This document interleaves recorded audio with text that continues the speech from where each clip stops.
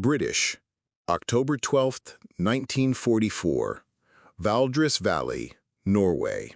Oberst Helena Steinberg adjusted her field glasses, scanning the aurora-lit fjords stretching toward the North Sea. Her 4th Fallschirmjäger Regiment held defensive positions along the Nordkap Peninsula. Elite female paratroopers who had conquered Denmark and survived the brutal Arctic campaigns. What Steinberg didn't know was that within 48 hours, American paratroopers would execute the most audacious night infiltration in airborne history, turning her own precision tactics against her in a battle that would redefine vertical warfare forever and challenge every assumption about women in combat. The bitter autumn of 1944 found the Wehrmacht's most unusual regiment in their strongest defensive position since the invasion of Norway. Oberst Helena Steinberg commanded 2,400 veteran Fallschirmjäger of the 4th Regiment, the Third Reich's only all-female airborne unit, positioned along a 15-kilometer front between Tromsø and Alta. These weren't the auxiliary personnel filling support roles elsewhere. These were jump-qualified combat veterans who understood mountain warfare and airborne operations with surgical precision. Steinberg had earned her position through exceptional performance rather than political connections. Born in 1915 in the Bavarian Alps, she had competed in alpine skiing before the war, developing the mountain expertise that made her invaluable when Germany needed specialists for Arctic operations.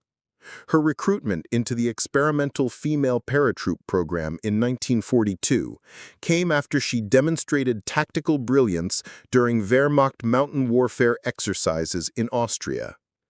The 4th Regiment's formation had been controversial within German military circles. Traditionalists argued that women lacked the physical strength and psychological resilience for elite combat operations.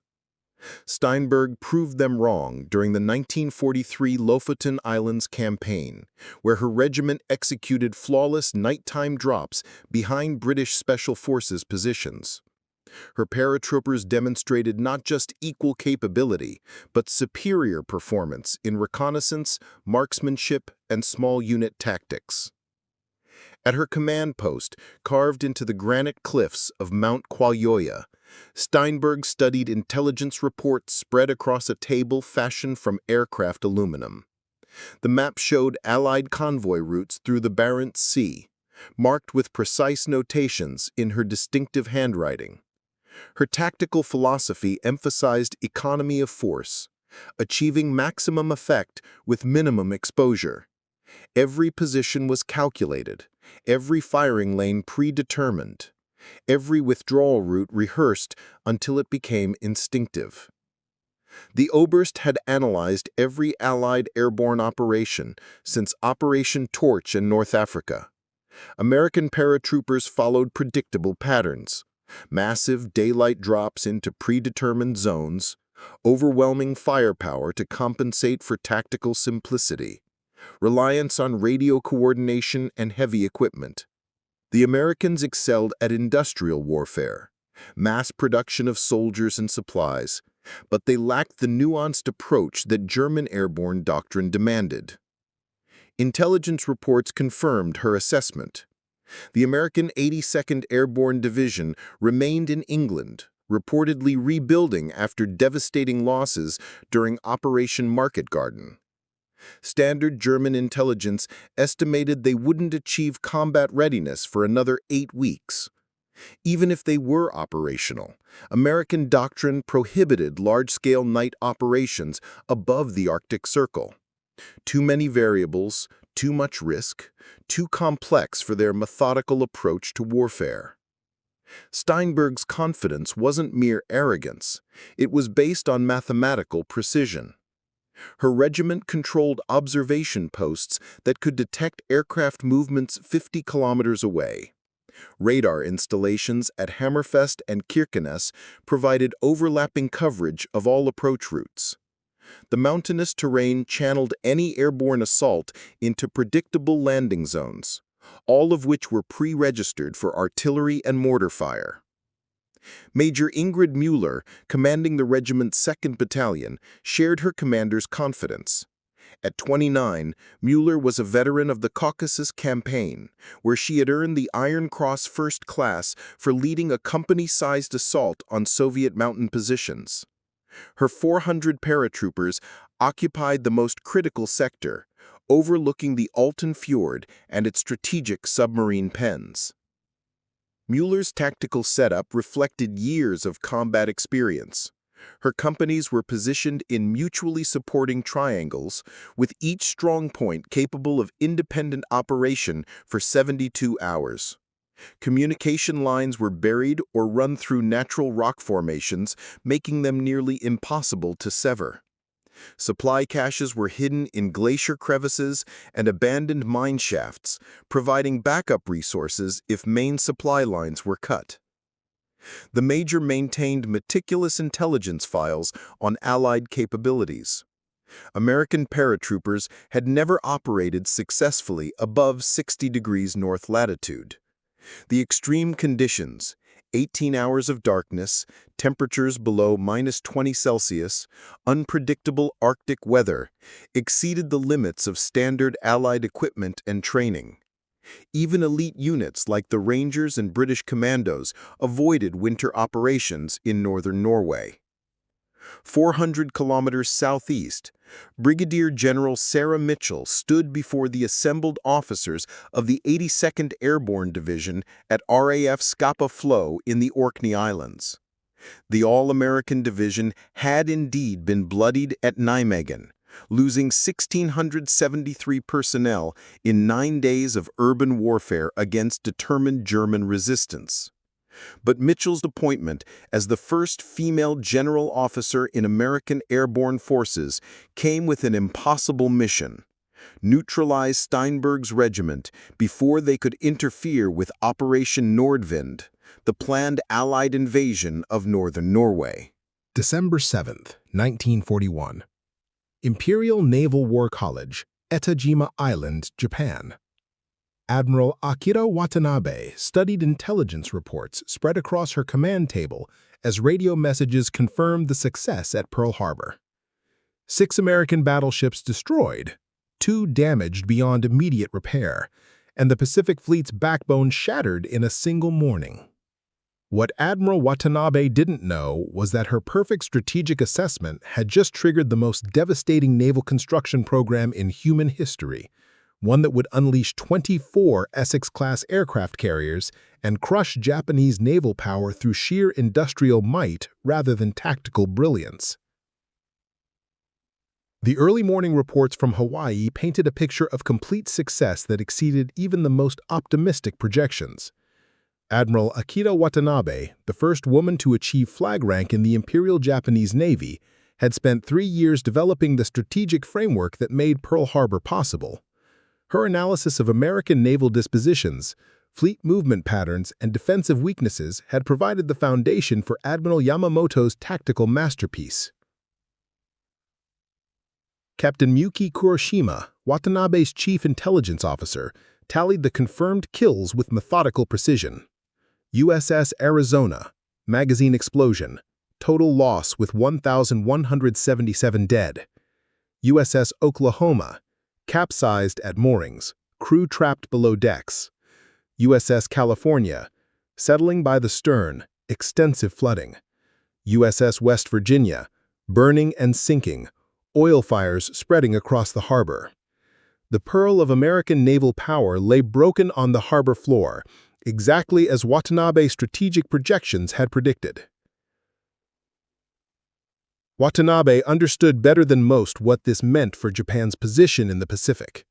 The 52-year-old admiral had spent years studying American industrial capacity during her unprecedented assignment as naval attaché in Washington from 1936 to 1939.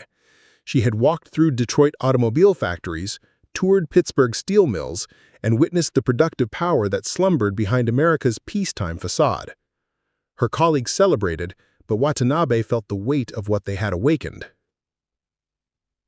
Rear Admiral Sachiko Ugaki commanded the Intelligence Analysis Division and served as Watanabe's closest strategic advisor.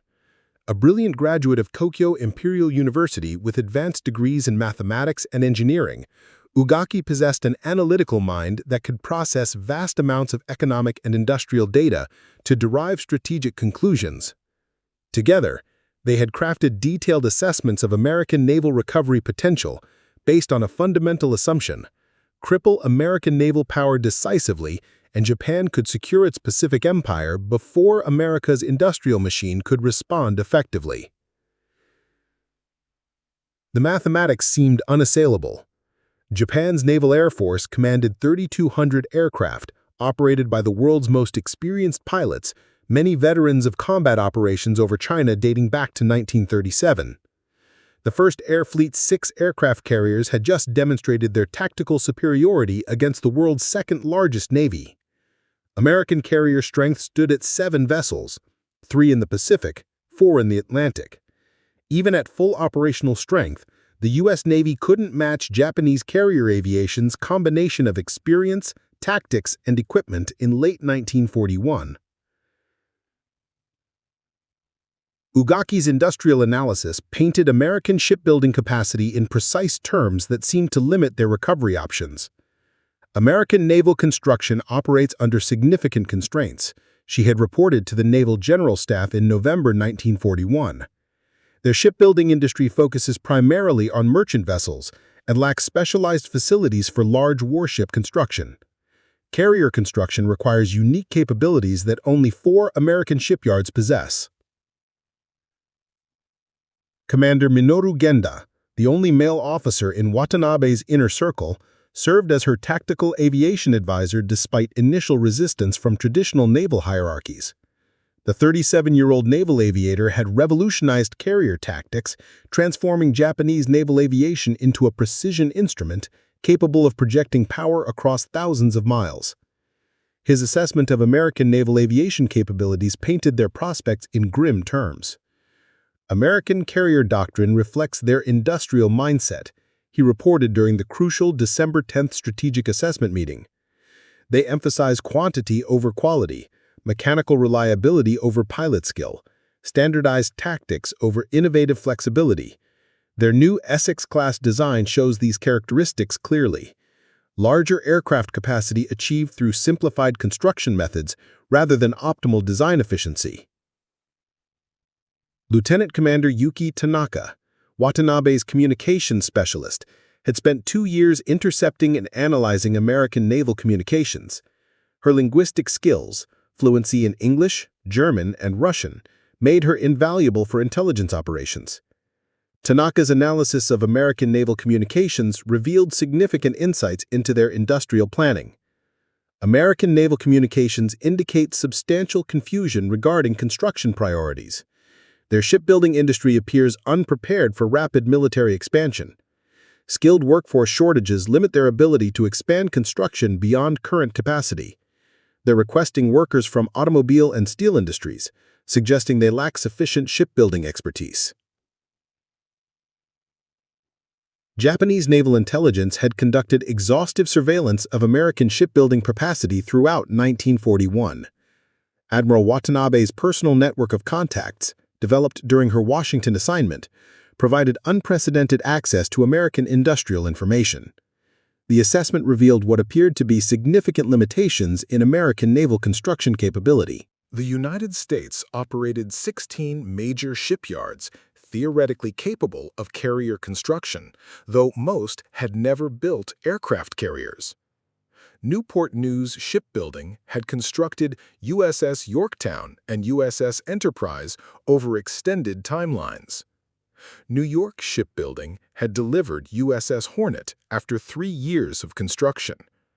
Brooklyn Navy Yard was completing USS Wasp, their first carrier project, with numerous delays and cost overruns. These facilities represented the sum total of American carrier expertise. 4 shipyards with limited experience building the most complex warships ever designed. Watanabe's analysis calculated that expanding this capacity would require extensive preparation time, specialized equipment installation, and workforce training programs lasting months or years. America might theoretically double its carrier-building capability by 1944, producing perhaps 6 vessels annually under ideal conditions that seemed unlikely given wartime disruptions. Captain Kuroshima maintained detailed charts tracking American industrial capacity across multiple sectors. Her analysis revealed apparent bottlenecks that would constrain American naval expansion. Specialized steel production limits their shipbuilding growth, she explained to Watanabe's staff. American steel mills prioritize automobile and construction industries. Naval steel requires different specifications and processing techniques. Converting civilian steel production to military specifications requires extensive retooling and workforce retraining. Admiral Keiko Nagumo commanded the first air fleet that had struck Pearl Harbor with devastating effectiveness. Her 6 carriers, Agagi, Kaga, Soryu, Hiryu, Shokaku, and Zuikaku, represented the most powerful naval striking force ever assembled under unified command. Each vessel carried veteran pilots who had honed their skills in combat operations over China, developing tactics and techniques that dominated Pacific skies through superior training and experience. Nagumo's confidence reflected broader Japanese naval superiority that seemed unassailable in December 1941. The Imperial Navy's construction program had produced 10 aircraft carriers by Pearl Harbor, with 4 more under construction at Kure, Yokosuka, and Sasebo naval arsenals. Japanese shipyards possessed decades of experience building complex warships, combining traditional craftsmanship with modern industrial techniques to produce vessels of exceptional quality and capability. The Mitsubishi A6M0 fighter represented Japanese technological superiority in naval aviation. With maximum speed of 332 miles per hour, service ceiling of 33,000 feet, and range exceeding 1,900 miles, the Zero outperformed any American naval aircraft in every measurable category. Japanese pilots flying Zeros had achieved air superiority over China against more numerous but inferior American and British aircraft. Watanabe had personally overseen the tactical development that made Japanese naval aviation supremely effective. Her innovations in carrier coordination, multi-axis attack patterns, and fighter escort techniques had revolutionized naval air warfare. American carrier tactics appeared primitive by comparison, relying on individual ship operations rather than coordinated fleet actions. Captain Kuroshima maintained comprehensive projections for American naval recovery based on detailed analysis of their industrial capacity and construction timelines. Her calculations suggested that replacing the Pearl Harbor losses would consume American shipbuilding capacity through 1943 at minimum.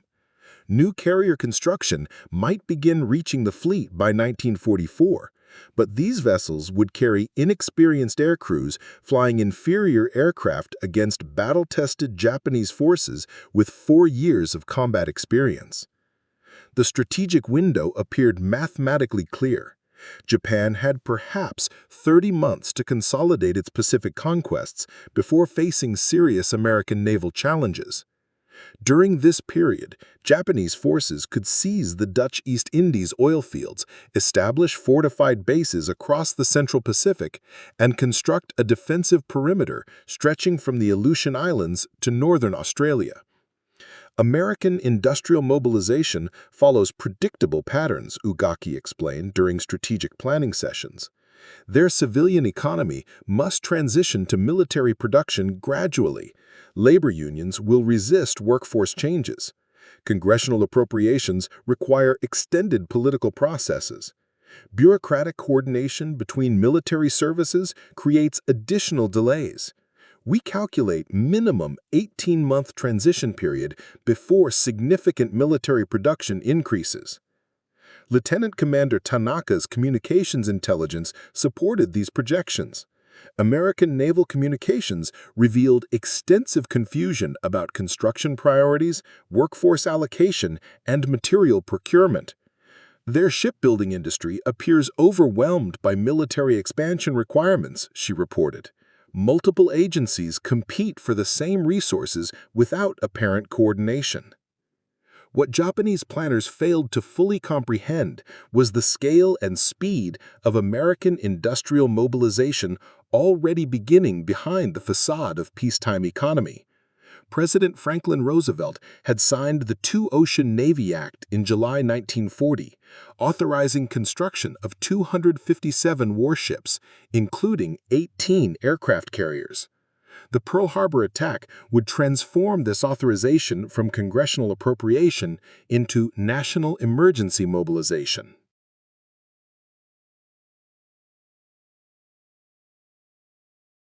British. Commander Reiko Matsuda, Watanabe's economic intelligence specialist, had studied American industrial capacity extensively, but focused on existing facilities rather than expansion potential. Her reports accurately described current shipyard capacity while underestimating how quickly new facilities could be constructed and activated. American industrial architecture emphasized rapid expansion capability that didn't exist in Japan's more traditional manufacturing system. American shipyards operate differently from our facilities, Matsuda had noted during pre-war intelligence briefings. They prioritize speed over craftsmanship, standardization over customization. This approach produces inferior individual vessels, but might enable rapid production increases under wartime conditions. Her assessment proved prophetic, but wasn't given sufficient weight in strategic planning. USS Essex, lead ship of her class, was already 75% complete at Newport News Shipbuilding on December 7, 1941. Representing a revolutionary approach to carrier design the Japanese intelligence had partially understood, but fatally underestimated. Her design incorporated lessons learned from earlier American carriers while emphasizing manufacturing efficiency over traditional naval architecture. At 27,100 tons displacement, Essex-Class carriers would carry 90 aircraft compared to 80 aboard Japanese fleet carriers. But the real innovation lay in construction methodology. American naval architects had systematically simplified manufacturing processes, standardized components wherever possible, and eliminated complex features that slowed production. Where Japanese carriers required hand-fitted construction reflecting centuries of shipbuilding tradition, Essex-class vessels could be mass-produced using industrial techniques perfected in automobile factories. Captain Kuroshima had obtained detailed intelligence about Essex-class specifications through her extensive network of contacts in American industrial circles. Her analysis correctly identified the class's capabilities, but misinterpreted the significance of its simplified construction approach.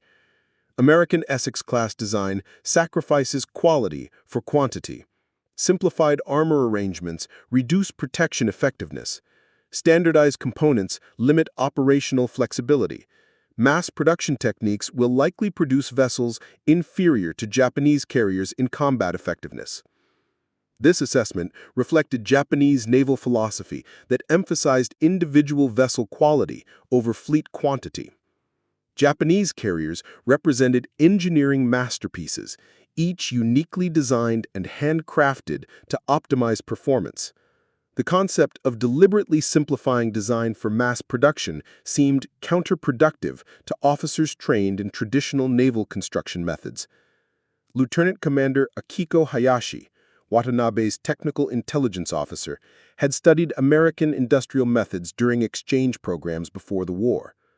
Her reports provided insights into American manufacturing philosophy that proved crucial in hindsight. American industry emphasizes systematic efficiency over individual craftsmanship. They achieve superior results through coordinated mass production rather than individual excellence. This approach might enable them to construct more carriers than our projections suggest. On December 15, 1941, Admiral Watanabe convened her senior staff aboard the flagship Yamato to assess strategic options following Pearl Harbor's tactical success. The conference room buzzed with optimistic analysis about Japan's expanded Pacific Empire. Officers discussed invasion timelines for the Philippines, Dutch East Indies, Burma, and Ceylon. The prevailing mood reflected complete confidence in Japanese naval superiority and America's inability to respond effectively. Watanabe alone seemed troubled by long-term strategic implications. She had studied American national character during her years in Washington, observing a people capable of extraordinary collective effort when properly motivated. The Pearl Harbor attack had provided that motivation in unprecedented abundance. Radio intercepts indicated massive shipbuilding appropriations moving through Congress with unusual speed. Intelligence reports described recruitment drives at American shipyards unlike anything seen during peacetime. "We have created a strategic catalyst," Watanabe confided to her personal journal that evening. The admiral understood that Japan's tactical victory contained elements of potential strategic defeat. America possessed approximately 10 times Japan's industrial capacity, unlimited natural resources, and a population of 132 million compared to Japan's 73 million. The only strategic question was how quickly America could mobilize these advantages effectively. Captain Kuroshima's latest intelligence summary painted an increasingly concerning picture of American mobilization speed. Congressional appropriations for naval construction have tripled in the past week. Shipyard employment is increasing faster than projected. American steel production is being redirected to military contracts. Their mobilization appears more rapid than our baseline assumptions suggested. Intelligence reports throughout December 1941 revealed American industrial activities that exceeded Japanese projections. The Kaiser Shipbuilding Company announced plans to construct new shipyards in Oregon and California specifically for carrier construction. Bethlehem Steel committed to doubling specialized naval steel production within 6 months. The Maritime Commission authorized emergency shipyard expansion programs that would create entirely new construction facilities. Most significantly, American automobile manufacturers were converting production lines to aircraft and shipbuilding components. Ford Motor Company announced plans to produce aircraft engines for naval aviation. General Motors committed to manufacturing carrier propulsion systems. Chrysler would produce tank and artillery systems for Marine Corps units. This industrial conversion represented mobilization on a scale that Japanese planners had considered theoretically impossible. Lieutenant Commander Tanaka's communications intelligence revealed the coordination mechanisms driving American mobilization. They've established unprecedented cooperation between government agencies, private industry, and labor organizations, she reported. Bureaucratic procedures that normally require months are being completed in days. Resource allocation follows emergency protocols that bypass standard procurement processes. Admiral Ugaki's economic analysis identified the fundamental miscalculation in Japanese strategic planning. "We assessed American industrial capacity under peacetime constraints," she admitted during a sobering briefing session. "Their actual productive potential under wartime mobilization appears significantly higher than our projections suggested. They're treating this as national survival rather than limited military conflict." By late December 1941, Watanabe's intelligence network was reporting American industrial activities that challenged every assumption underlying Japanese strategic planning. Shipyard employment had increased by 40% in 3 weeks. Steel production was being redirected entirely to military contracts. University engineering programs were accelerating graduation schedules to provide qualified personnel for expanded shipbuilding operations. Most ominously, American shipbuilding timelines were contracting rapidly. Essex-Class carrier construction schedules were being compressed from 30 months to 20 months through round-the-clock operations, improved workflow coordination, and unlimited resource allocation. If these timelines proved accurate, American carrier strength would increase far more rapidly than Japanese strategic planning had anticipated. "We may have awakened something beyond our ability to control," Watanabe confided to Admiral Ugaki during a private conversation aboard Yamato. The strategic architect of Pearl Harbor was beginning to understand that her perfect tactical victory might have triggered an industrial response that would overwhelm Japanese naval power through sheer quantitative superiority.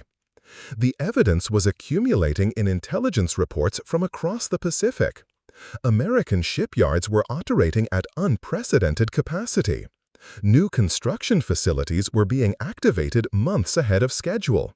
Most critically, Essex-Class carriers were beginning to emerge from American shipyards like metal leviathans, each one capable of carrying more aircraft than entire Japanese air groups. 24 such vessels would join the American fleet over the next 3 years, transforming naval warfare through the simple application of industrial power that Japanese strategic planners had systematically underestimated. Admiral Watanabe's brilliant tactical victory was about to become Japan's strategic nightmare, as American industrial might prepared to overwhelm Japanese naval expertise through unprecedented mass production of the most powerful warships ever constructed. February 3, 1942, Imperial Naval Intelligence Headquarters, Tokyo. Admiral Akira Watanabe stared at the latest intelligence summary with growing unease. 2 months after Pearl Harbor, American industrial mobilization was exceeding every projection her staff had calculated. Captain Miyuki Kuroshima spread reconnaissance photographs across the briefing table, each image telling a story that challenged fundamental assumptions about American capabilities. Newport News Shipbuilding has expanded operations beyond recognition, Kuroshima reported, her voice carrying traces of concern that would have been unthinkable in December. They've constructed 3 additional dry docks in 8 weeks. Construction crews are working round-the-clock shifts. USS Essex completion has accelerated from June to April. She paused, consulting her notes with unusual hesitation. They're also laying down 2 additional Essex hulls simultaneously. The photographs revealed a transformation that defied Japanese understanding of industrial development. Where Newport News had operated a single carrier construction line, sprawling new facilities now covered acres of previously empty waterfront. Massive cranes towered over hull sections that dwarfed anything in Japanese shipyards. Most unsettling, the construction appeared organized with mechanical precision that suggested systematic mass production rather than traditional shipbuilding craftsmanship. Admiral Sachiko Ugaki reviewed the economic intelligence with mathematical precision that had served Japanese planning so well in peacetime. Her calculations now painted increasingly troubling scenarios. American steel production has increased 34% since December, she reported during the morning briefing. Specialized naval steel production has doubled. They're converting automobile manufacturing equipment to shipbuilding components faster than we projected possible. Lieutenant Commander Yuki Tanaka's communications intelligence revealed the mechanism driving American industrial acceleration. Her intercepts of American industrial communications painted a picture of mobilization that seemed to violate every assumption about labor limitations and training requirements. Newport News Shipbuilding has expanded operations beyond recognition, Kuroshima reported. They've constructed 3 additional dry docks in 8 weeks. Construction crews are working round-the-clock shifts. USS Essex completion has accelerated from June to April. She paused, consulting her notes with unusual hesitation. They're also laying down 2 additional Essex hulls simultaneously. The photographs revealed a transformation that defied Japanese understanding of industrial development. Where Newport News had operated a single carrier construction line, sprawling new facilities now covered acres of previously empty waterfront. Massive cranes towered over hull sections that dwarfed anything in Japanese shipyards. Most unsettling, the construction appeared organized with mechanical precision that suggested systematic mass production rather than traditional shipbuilding craftsmanship. Admiral Sachiko Ugaki reviewed the economic intelligence with mathematical precision that had served Japanese planning so well in peacetime. Her calculations now painted increasingly troubling scenarios. American steel production has increased 34% since December, she reported during the morning briefing. Specialized naval steel production has doubled. They're converting automobile manufacturing equipment to shipbuilding components faster than we projected possible.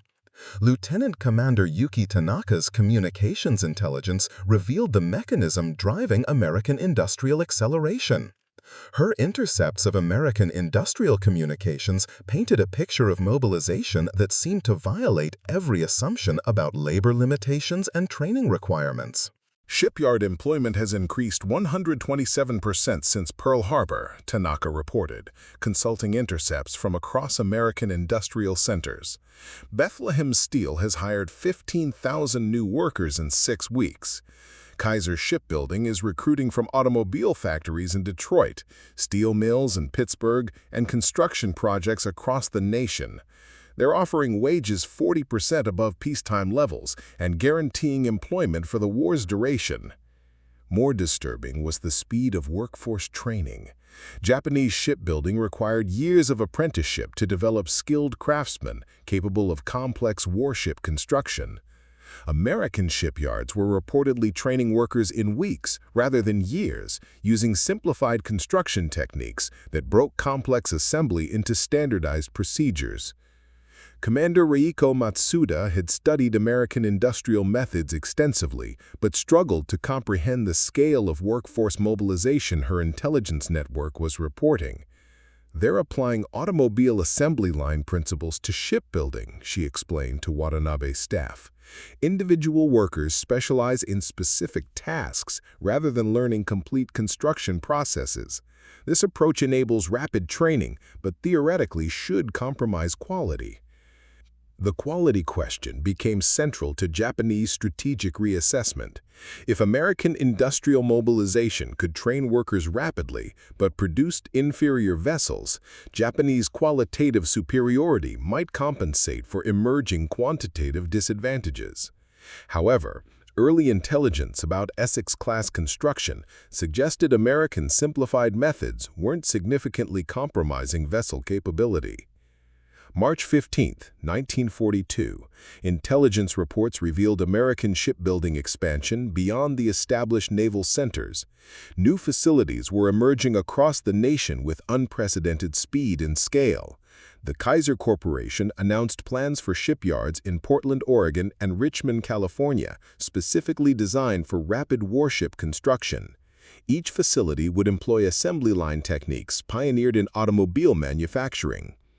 They're constructing entire shipyards from nothing, Captain Kuroshima reported, during an emergency strategic assessment. Kaiser Richmond will operate 12 ways capable of simultaneous destroyer and escort carrier construction. Kaiser Portland will focus on Liberty ship production, but includes provisions for carrier construction if required. Both facilities are scheduled for operation within 4 months of groundbreaking. The geographic distribution of American shipbuilding expansion created strategic complications Japanese planners hadn't anticipated. Traditional naval construction had concentrated in established centers like Newport News, Brooklyn, and Mare Island. American wartime expansion was creating shipbuilding capacity across both coasts, making comprehensive intelligence coverage increasingly difficult. Admiral Watanabe studied maps showing projected American shipyard locations with growing alarm. They're distributing construction capability to prevent concentrated attacks, she observed. Even successful raids against major facilities wouldn't significantly impact their overall production. We're facing industrial dispersion designed to maintain production despite military action. Rear Admiral Ugaki's economic analysis revealed the foundation supporting American shipbuilding expansion. Steel production, the fundamental constraint limiting naval construction, was increasing at rates that seemed mathematically impossible based on pre-war capacity assessments. United States Steel Corporation has converted 3 automobile steel lines to naval specifications. Republic Steel is constructing new facilities specifically for naval armor production. Bethlehem Steel has doubled specialized naval steel output while maintaining civilian production. Their total steel production is approaching wartime levels we projected for 1944. The steel production increases reflected broader American industrial mobilization that Japanese intelligence was struggling to comprehend. Raw materials constraints that should have limited expansion were being overcome through unprecedented resource allocation and international procurement. American steel mills were operating at capacity levels that exceeded peacetime production by margins Japanese planners had considered unsustainable.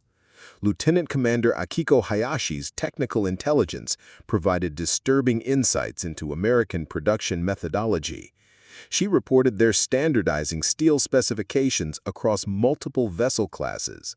Essex-Class carriers, Cleveland-class cruisers, and Fletcher-class destroyers share common steel grades and production techniques. This standardization enables mass production, but theoretically should limit design optimization. April 22, 1942. Intelligence reports revealed American aviation production increases that threatened Japanese air superiority more immediately than shipbuilding expansion. The aviation industry transformation provided a preview of industrial mobilization capabilities that would soon affect naval construction. Grumman Aircraft was expanding F-6F Hellcat production beyond initial projections through factory expansion and workforce increases that mirrored shipyard growth patterns. Douglas Aircraft was mass-producing SBD Dauntless dive bombers using assembly line techniques that achieved production rates Japanese aircraft manufacturers couldn't match despite years of wartime operations. American aircraft production has tripled since December, Commander Minoru Genda reported during aviation assessments. Grumman is delivering F-6F Hellcats faster than we can produce A-6M-0s. Douglas SBD production exceeds our combined dive bomber output. Most concerningly, their aircraft quality doesn't appear compromised by mass production techniques. British. Aviation intelligence revealed fundamental differences between Japanese and American manufacturing philosophy that extended beyond simple capacity questions.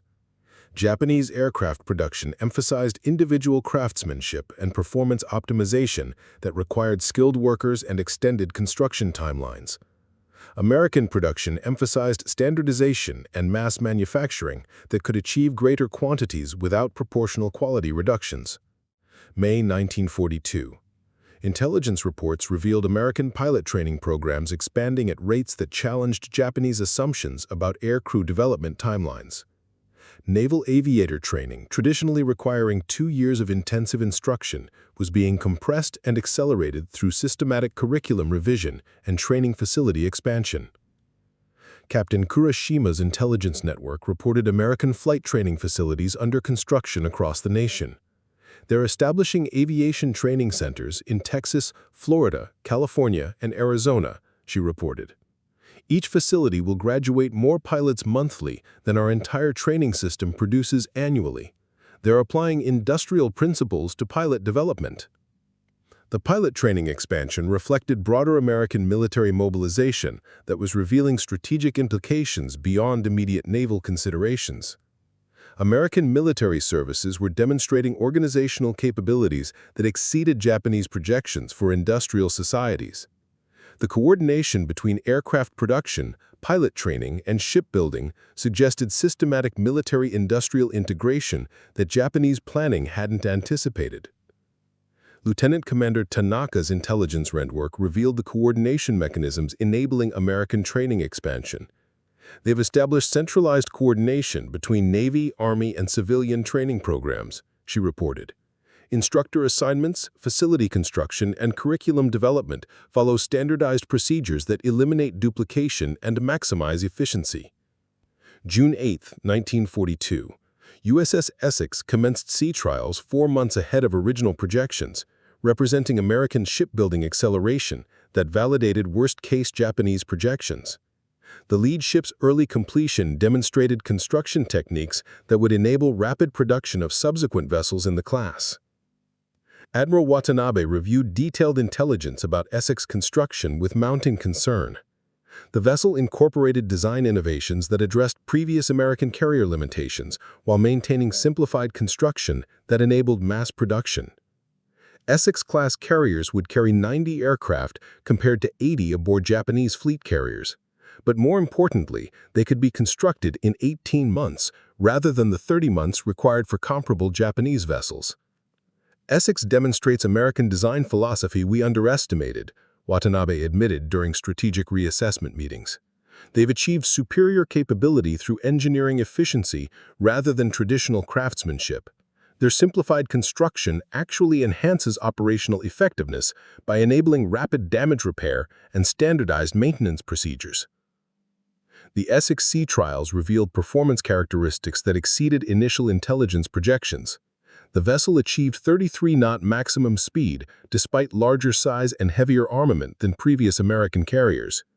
Aircraft handling systems enabled faster launch and recovery operations than comparable Japanese carriers. Most significantly, the design included provisions for rapid modification and upgrade that would enable capability improvements throughout the vessel's service life. July 1942.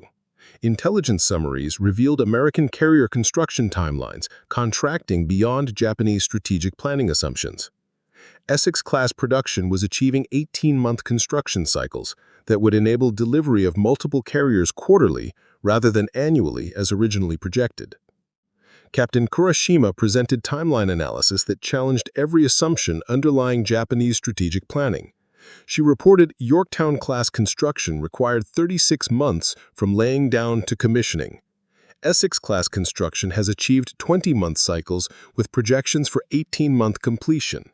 If they maintain current production rates, American carrier strength will exceed Japanese levels by early 1944.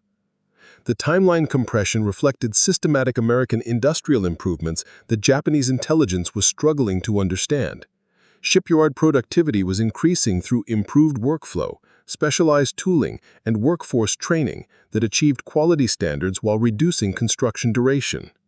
Most concerning, American shipyards were demonstrating learning curves that suggested further improvement rather than plateau effects. Rear Admiral Ugaki's mathematical analysis painted increasingly grim scenarios for Japanese naval superiority. She calculated current American production trends project 24 Essex-class carriers operational by December 1944.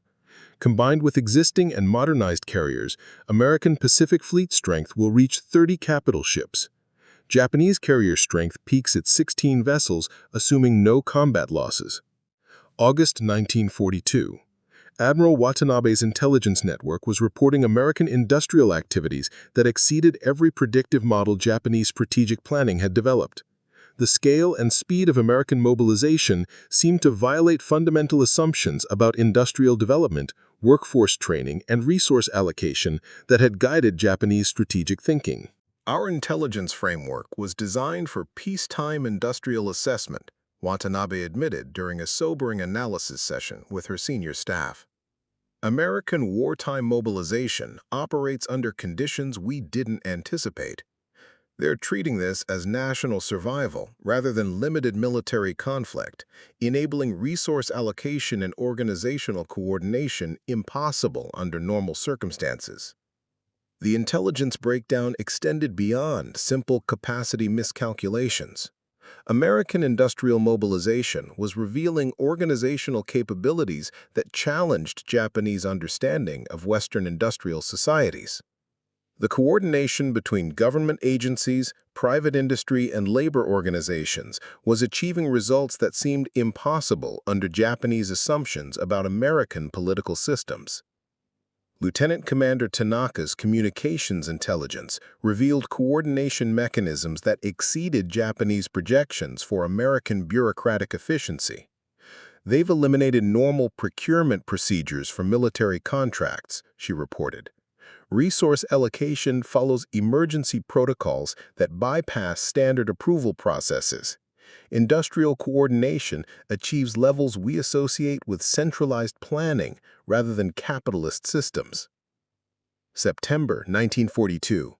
The Battle of Guadalcanal provided concrete evidence of American industrial mobilization's strategic impact.